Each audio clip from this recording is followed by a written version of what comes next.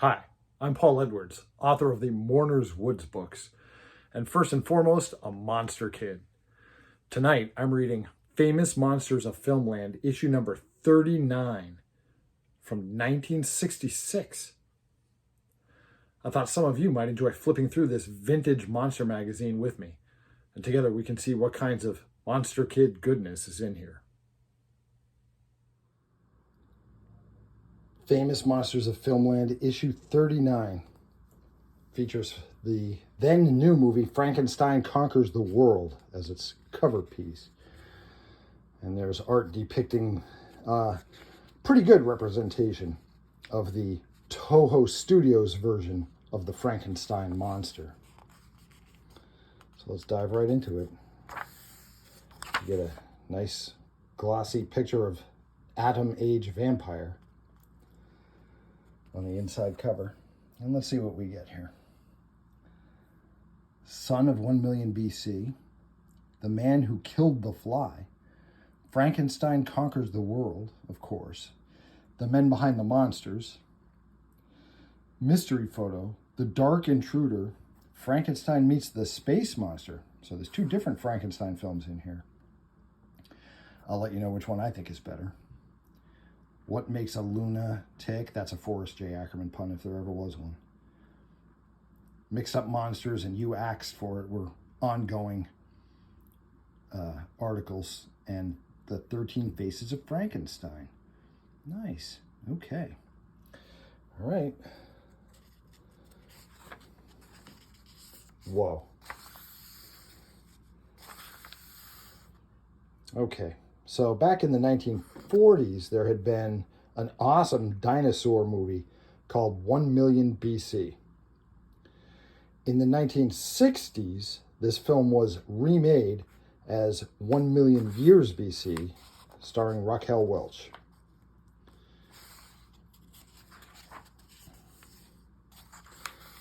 And if you watch them back to back, you can see that in some ways they were meticulous in recreating the earlier one, and in some ways they strayed from it.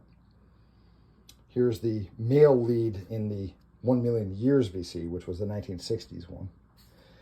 And here's some of the production art.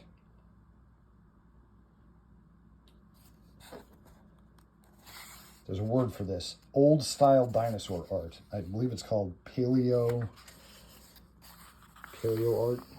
I don't know. The man who killed the fly. Oh.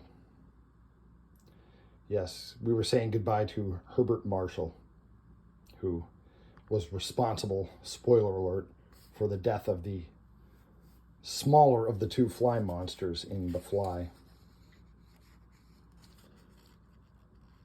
You know, if you've never seen The Fly and never seen any pictures from it and don't know what to expect, it's really creepy the first time through when you're wondering what is beneath the hood of the scientist. You know that he's disfigured, but you don't know exactly how bad it's going to be.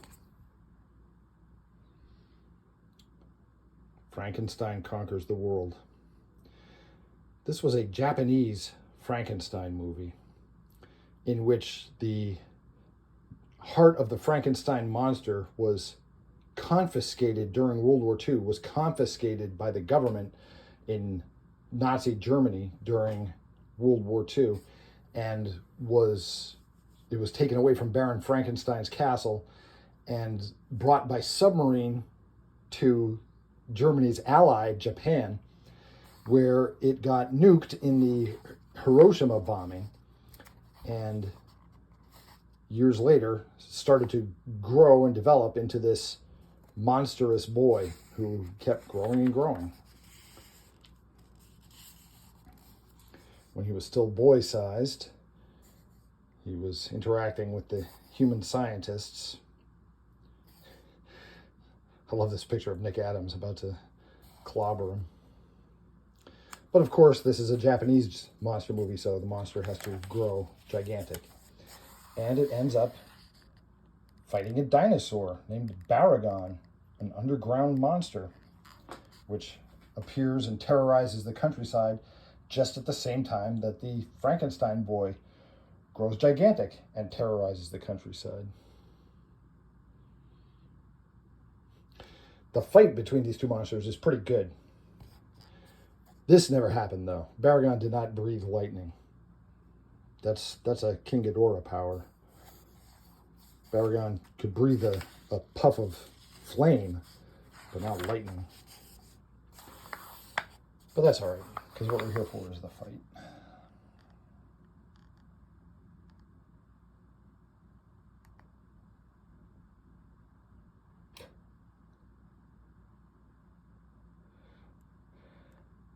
Notice that the Frankenstein monster is trying to kill Baragon the same way that King Kong killed that dinosaur in the original King Kong film by prying its jaw open and fracturing its skull.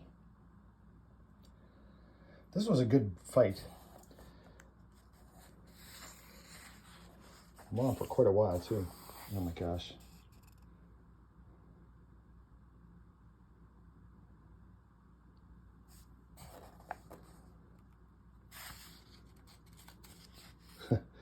Heads, Frank wins. Tails, Baragon loses.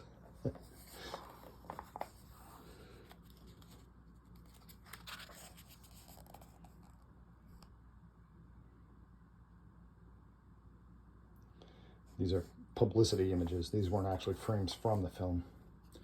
They're publicity pictures taken to promote it. Okay, so the story, I mean, it's a little goofy, but it makes sense the way that it was released.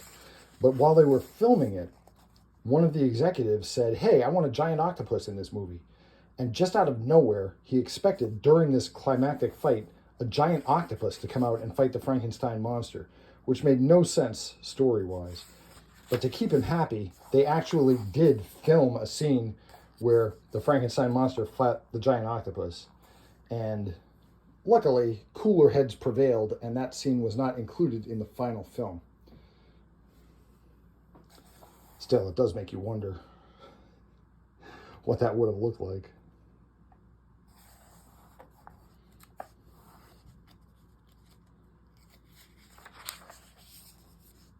Yep.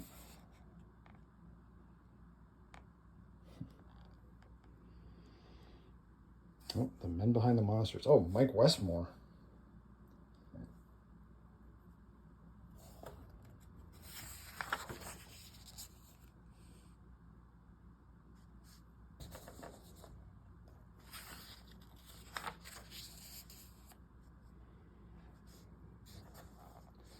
What is it?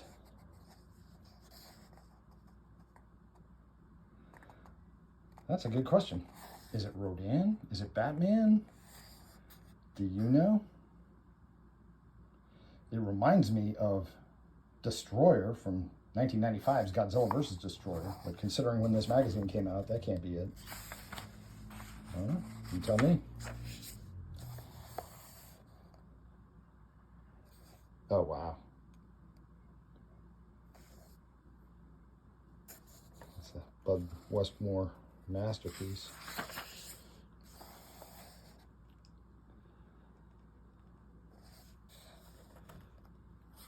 Get your back issues. Okay. So, Frankenstein Conquers the World, the one we just looked at, was at least ambitious. Frankenstein meets the space monster. The quote-unquote Frankenstein was a robot that went haywire. No connection whatsoever to the mythos of the Frankenstein monster.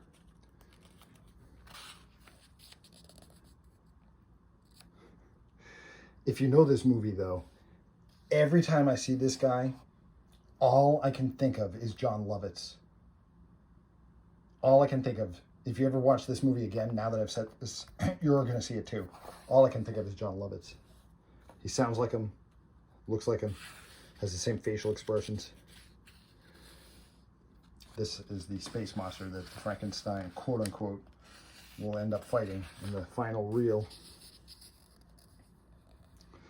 What makes Luna tick? Because this is Luna the Batgirl from Mark of the Vampire. Oh, brother.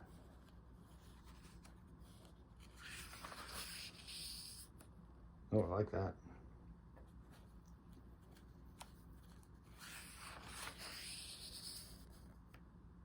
Mm.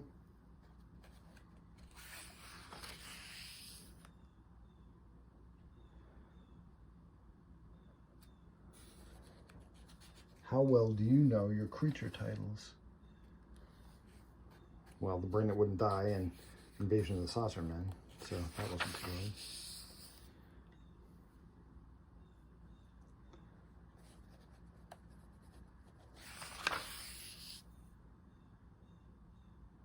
I Married a Monster from Outer Space. That's what my wife says. Oh, yikes.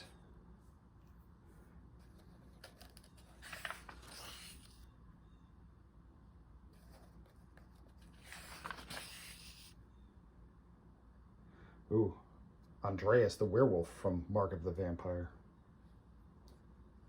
Not Mark, Return. This is Andreas the Werewolf from Return of the Vampire.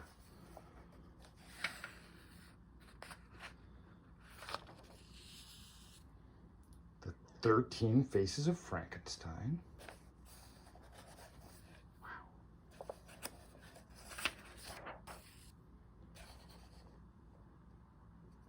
Willis O'Brien, who brought Kong to life in the 1933 original via stop motion animation, had an idea for a film that would have Frankenstein fighting King Kong. That's the production art for that. There was a convoluted history about what happened to Willis O'Brien's idea for Frankenstein versus King Kong. And the long story short is that the idea eventually evolved into the movie King Kong versus Godzilla, with no credit to Willis O'Brien. But there were a few steps in between, so it's not quite as simple as that.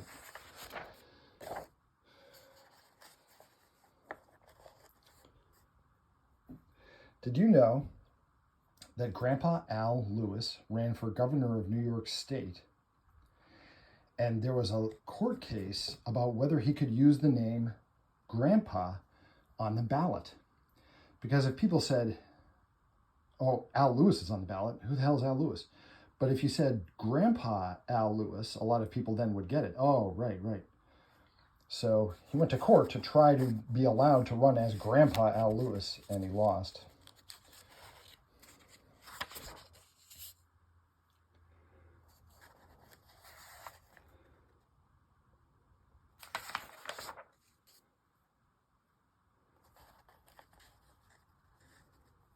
Draw any person in 1 minute. I can draw any person in 1 minute.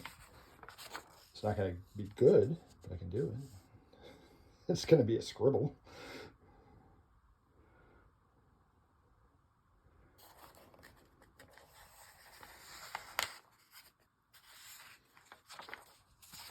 A lot of kids had these.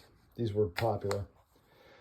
This is not the kind of thing that would have appealed to me as a kid, because the way I thought was too left-brained. I would have been like, well, Dracula doesn't have a dragster, and the Wolfman doesn't have a wagon. But a lot of kids loved these.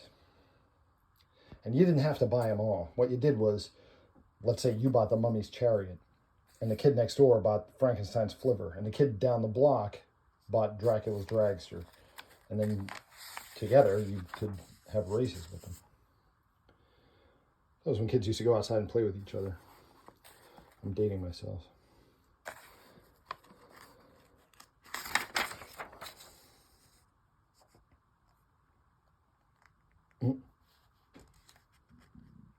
All right, out of these movies, what would you choose?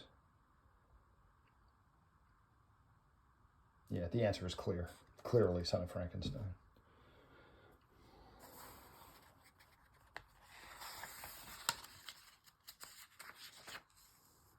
Ooh, the Munsters. Which did you prefer, the Munsters or the Addams Family?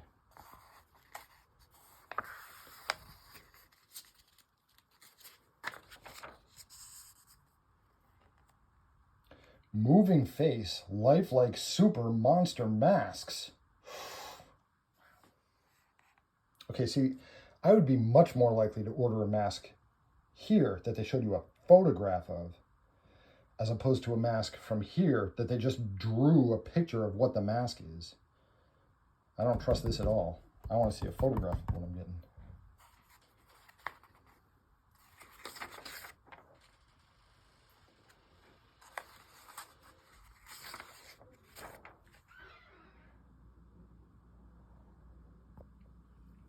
Wow, you can send away for a monster foot, a monster hand, or a human skeleton,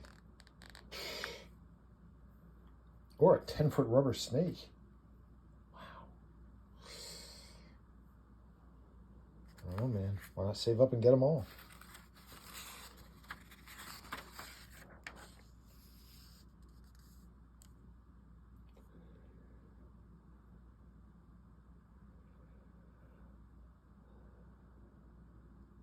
Sometime I've got to look for a copy of this one shot they did of the first Hammer, Frankenstein, and Dracula.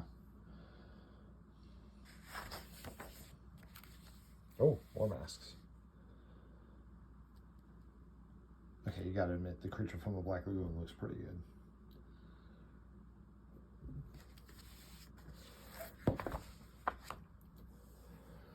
If you enjoy classic monsters and vintage horror, you would love my book series, the Mourner's Woods books.